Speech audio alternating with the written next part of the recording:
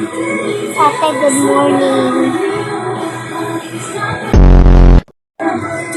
Dito na tayo.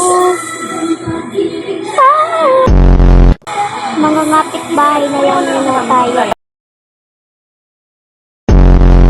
So, ngayon nandito tayo. Hindi, so ngayon is Yan yung sunod-sunod sa kutsela, no? So, ngayon is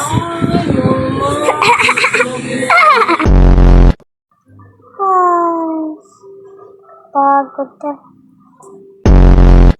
Ano kaya?